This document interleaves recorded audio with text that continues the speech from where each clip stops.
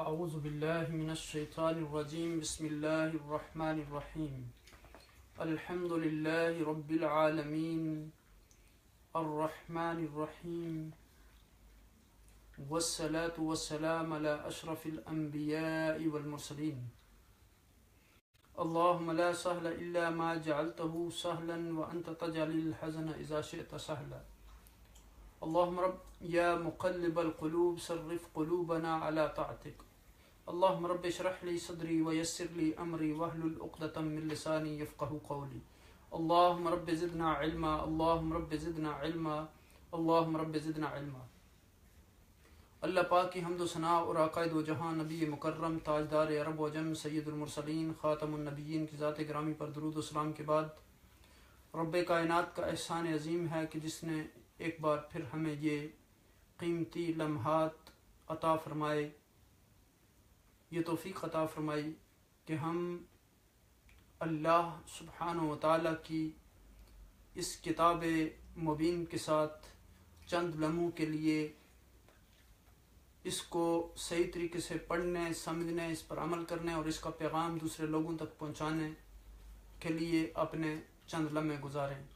اللہ سے دعا ہے کہ وہ ہمیں قرآن حکیم کو صحیح طریقے سے پڑھنے، سمجھنے، اس پر عمل کرنے اور اس کا پیغام دوسرے لوگوں تک پہنچانے کا ذریعہ بنائے۔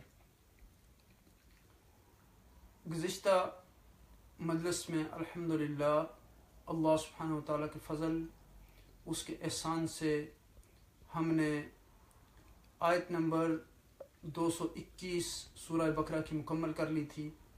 آج کی اس نشست میں ہم انشاءاللہ آیت نمبر 222 کو مکمل کریں گے۔ وہاں پچھلی آیت میں مشرکوں سے نکاح کی ممانعت کے بارے میں حکم تھا کہ وَلَا تُنْكِحُوا الْمُشْرِكِينَ، اور پھر تھا کہ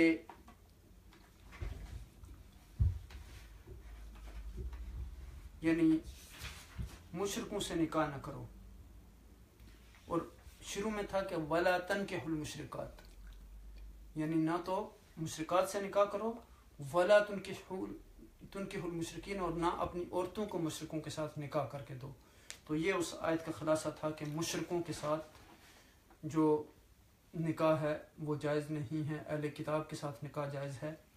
تو اب ظاہر ہے کہ نکاح کے ہم نے دو معنی بیان کیے تھے، ایک تو لیگلی قانونی معاہدہ جو ہے اس کو نکاح کہتے ہیں، دوسرا میاں بیوی کے درمیان جو جسمانی تعلق ہوتا ہے اس کو نکاح کہتے ہیں۔ تو اب چونکہ نکاح کے قانونی معاہدہ کے بعد ظاہر ہے کہ میاں بیوی کے درمیان ایسے تعلقات ہوتے ہیں، تو آگے یعنی صحابہ اکرام نے حضور نبی اکرم صلی اللہ علیہ وسلم سے سوال کیا کہ یسألونک عن المحیض قل هو اذی فاعتزلوا النساء فی المحیض ولا تقربوهن حتى يطهرن فإذا تطهرن فأتوهن من حيث أمركم الله إن الله يحب التوابين ويحب المتطهرين۔ اب دیکھیں کہ اس آیہ کریمہ میں صحابہ اکرام رضوان اللہ علیہم اجمعین نے آقا دو جہاں نبی اکرم صلی اللہ علیہ وسلم سے سوال کیا۔ اب کس چیز کا سوال کیا؟ حیض کے بارے میں سوال کیا۔ کیا سوال کیا؟ کہ اس کا حکم کیا ہے، ایسی حالت میں ہمارا کردار کیا ہونا چاہیے، ہمارا رویہ کیا ہونا چاہیے، ہمارا ایٹیٹیوڈ کیا ہونا چاہیے عورتوں کے ساتھ۔ فرمایا کہ یسألونک عن المحیض۔ آپ دیکھیں کہ اس کی آیہ کریمہ کی بنیادی وجہ نزول کی تھی کہ یہود و نصارہ جو تھے وہ افراط اور تفریط کا شکار تھے۔ یہود جو تھے وہ ایسی حالت میں اپنی عورتوں کو اب نہ صرف اپنے یعنی کھانے پینے اور بستر سے الگ کر دیتے، بلکہ وہ بعض حالات میں انہیں اپنے گھروں تک نکال دیتے اور کسی خاص جگہ پہ وہ عورتیں ان دنوں میں رہتی۔ اور عیسائیوں کے ہاں یہ تھا کہ ان کے ہاں تو جسمانی تعلق بھی جو تھا میاں بیوی کا وہ بھی جائز تھا۔ تو یعنی ایک طرف وہ اس کو یعنی اچھوت سمجھتے تھے یہود، اور دوسری طرف یعنی نصارہ جو تھے وہ بالکل ان کے ہاں کھل تھی۔ تو اب دیکھیں کہ یہاں یعنی صحابہ کرام نے اس معاملے کو صحیح طریقے سے جاننا چاہا۔ اب دیکھیں کہ جب اس طرح کی بات عام مجلس میں کی جاتی ہے تو بعض اوقات لوگ سمجھتے ہیں کہ یعنی ظاہر ہے کہ ضرورت کے بغیر تو ایسی باتوں کو نہیں کرنا چاہیے، لیکن علم کے لیے اب دیکھیں ہم نے پیچھے پڑھا تھا کہ ان اللہ لا یستحی ان یضرب مثلا، تو اللہ سبحانہ وتعالی حق سے نہیں شرماتے۔ تو اس لیے جب حق بات کو معلوم کرنے کے لیے، چونکہ ان چیزوں پر معاشرتی زندگی پر انسان کے دین کی بنیاد ہے، اگر یہ چیزیں ہم صحیح طریقے سے اس پہ طہارت کے مسائل ہیں، اس میں ایک دوسرے کے ساتھ صحیح طریقے سے تعلق جو اللہ اور اس کے رسول صلی اللہ علیہ وسلم نے ہمیں حکم دیا اس کے مطابق کرنا ہے ان کو، تو یہ جب تک ہم جانیں گے نہیں تو وہ کر نہیں سکتے۔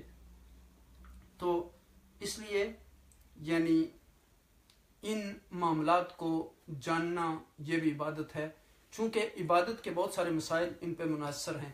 اگر ہمیں یہ پتہ نہیں ہوگا کہ ہم نے طہارت کیسے حاصل کرنی ہے، ہم نے میاں بیوی کے نے ایک دوسرے کے ساتھ کس طرح کا ریلیشن قائم کرنا ہے ایسی حالت میں، تو پھر دوسری بہت ساری چیزیں جو ہیں وہ ہم صحیح طریقے سے نہیں کر سکتے۔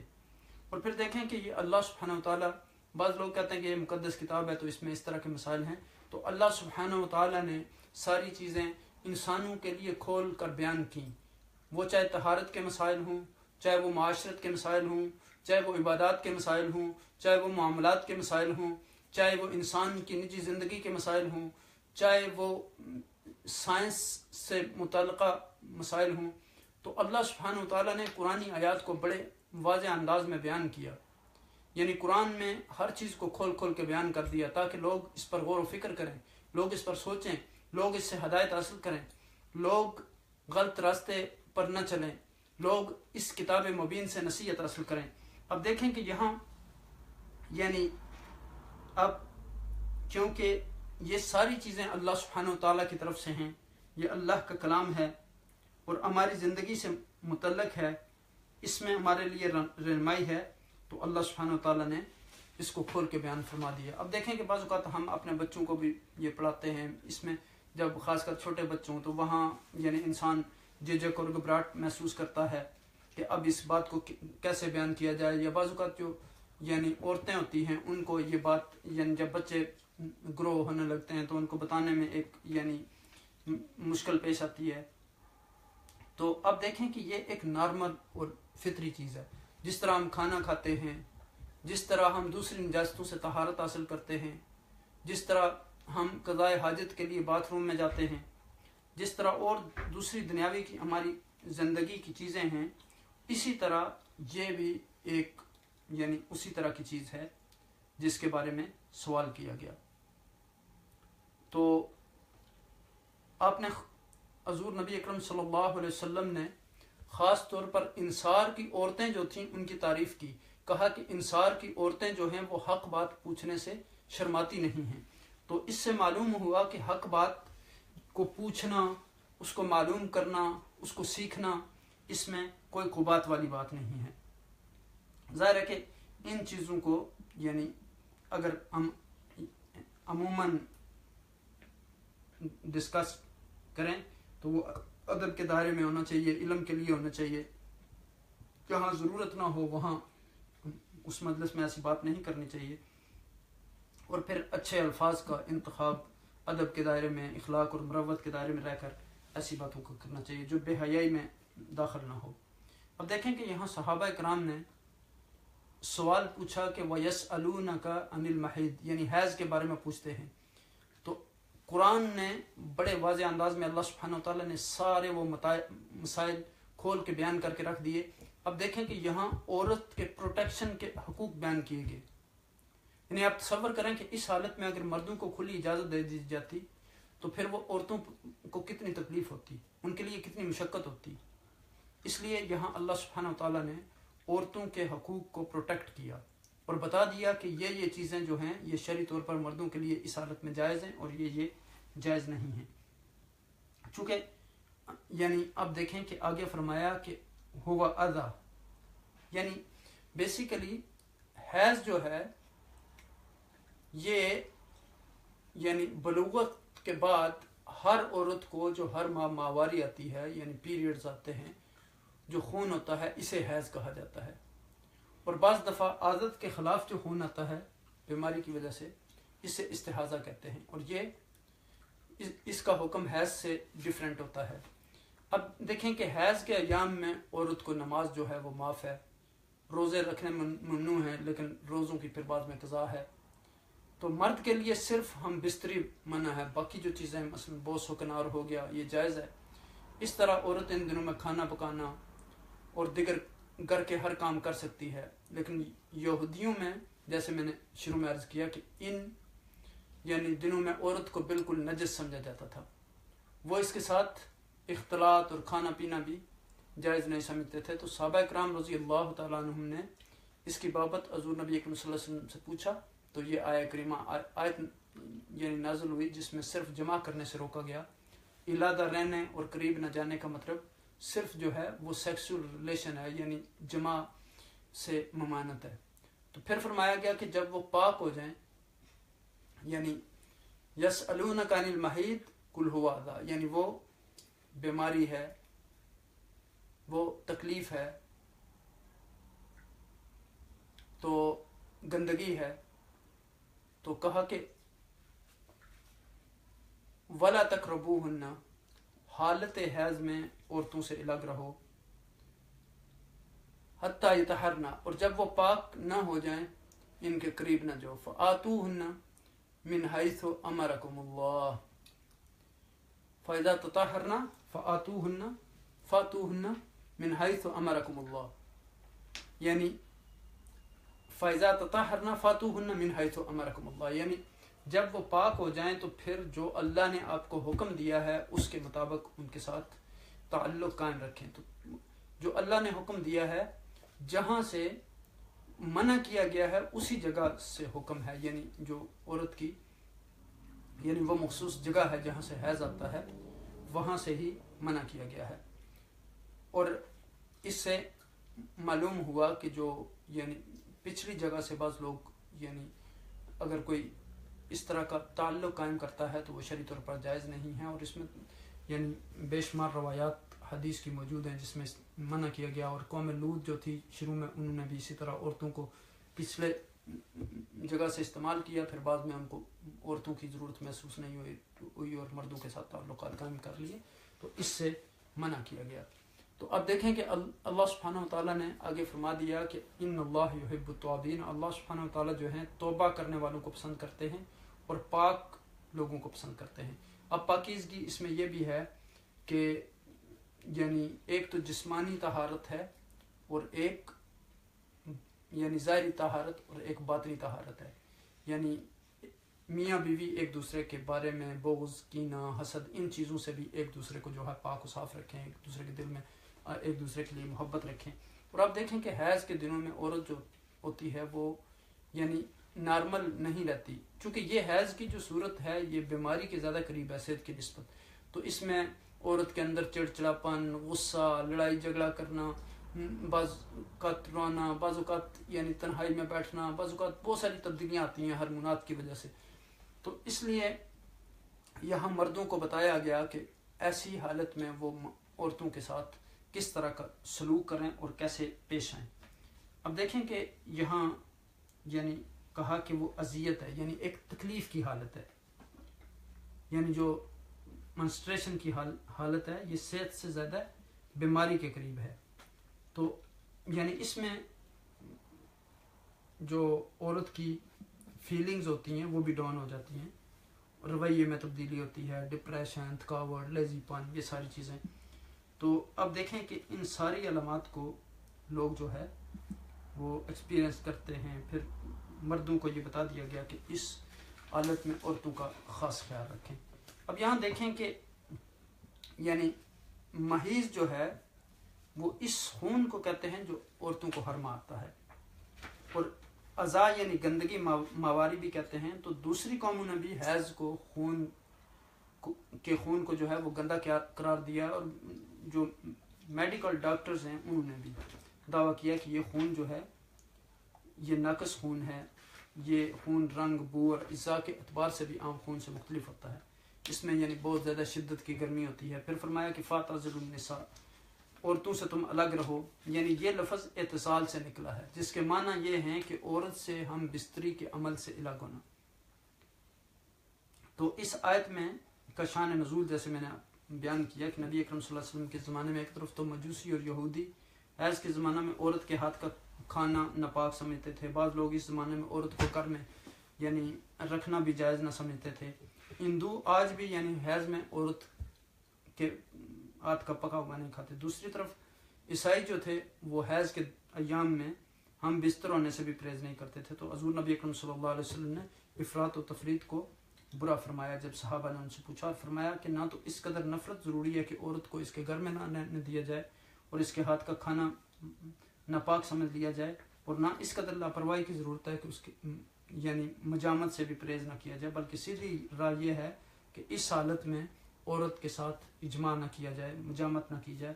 اس کے علاوہ کھانا پینا رہنا, اب دیکھیں کہ ہمارے بھی چونکہ ہمارے جو علاقوں میں ہندو یعنی معاشرے سے کافی لوگ متاثر ہیں, تو بعض لوگ آج بھی یعنی بعض دیہاتوں میں اس طرح ہوتا ہے کہ جب عورت اس طرح کے ایام ہوتے ہیں تو اس کے برتن الگ کر دیے جاتے ہیں, جب بچہ پیدا ہوتا ہے تو اس کے برتن الگ کر دیے جاتے ہیں.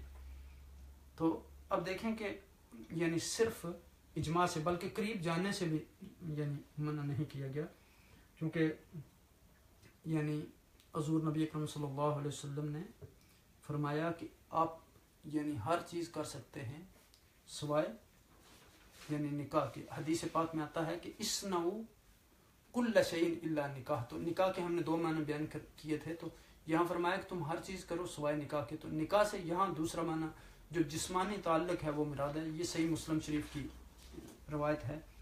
تو اب دیکھیں یہاں کہ یعنی کہا گیا کہ اللہ سبحانہ و تعالیٰ توبہ کرنے والوں کو پسند کرتے ہیں.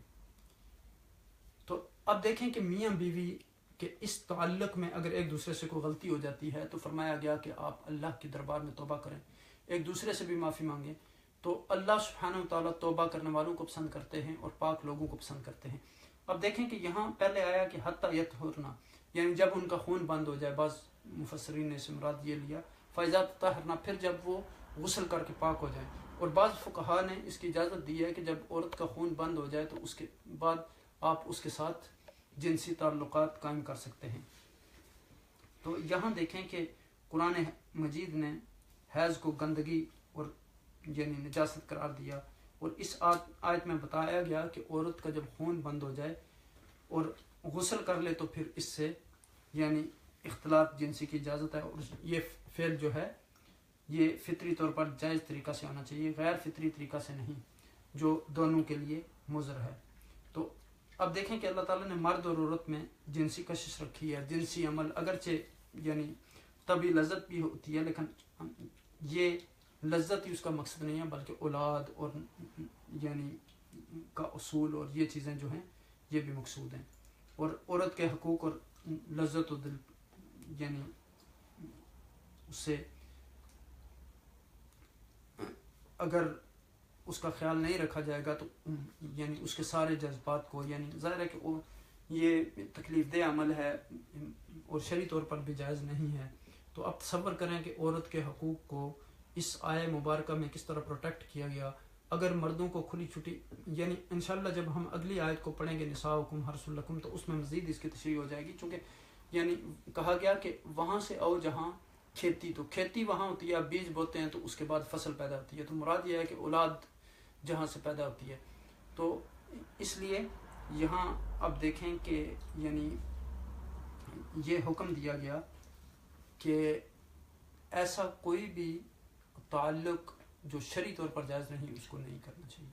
یعنی جہاں سے اللہ سبحانہ وتعالی نے حکم دیا ہے اسی طرح سے تعلق قائم رکھنا چاہیے. اب دیکھیں کہ یہ یعنی اس کے علاوہ جو تعلق ہے اس سے منع کیا گیا ہے. لیکن اس حال میں یعنی جیسے میں نے ابھی آپ کے سامنے حدیث پاک پڑھی ہے کہ اسنعوا کل شیء او الا النکاح، یعنی آپ ہر چیز کر سکتے ہیں نکاح کے علاوہ. تو اب دیکھیں یہاں کہ یعنی لوط علیہ السلام کی قوم جو تھی وہ بھی لواطت میں مبتلا تھی، انہوں نے اپنی قوم کو سمجھایا، پھر اس پہ عذاب بھی آیا. تو ایسی غلطیوں سے اجتناب کرنا چاہیے. اور اگر میاں بیوی کے درمیان کوئی ایسی غلطی یعنی کسی ریلیشن میں ہو جاتی ہے تو فوراً اللہ کی بارگاہ میں توبہ کرنی چاہیے، استغفار کرنا چاہیے، تو اللہ سبحانہ وتعالیٰ معاف فرمانے والے ہیں. اب یہاں دیکھیں کہ یعنی فرمایا کہ اصنعوا کل شیء الا النکاح. تو یعنی آپ اس سے اندازہ کر لیں کہ باقی جو چیزیں ہیں یعنی جماع کے علاوہ جو جنسی تعلق ہے باقی ساری چیزیں جائز ہیں. یعنی تو اس میں آپ دیکھیں کہ بے شمار یعنی روایات موجود ہیں، اور یعنی سوائے جنسی تعلق جو اس سے منع کیا گیا ہے، باقی آپ اسی بستر میں سو بھی سکتے ہیں، بات چیت بھی کر سکتے ہیں، عورت کے آپ پکا ہوا کھانا بھی کھا سکتے ہیں.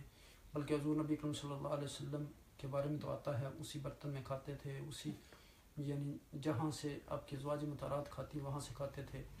تو اللہ سبحانہ وتعالیٰ ہمیں ان آیات مبارکہ کو صحیح طریقے سے پڑھنے، سمجھنے اور عمل کرنے کی توفیق عطا فرمائے، کیونکہ یہ اسلام کے بنیادی چیزیں ہیں.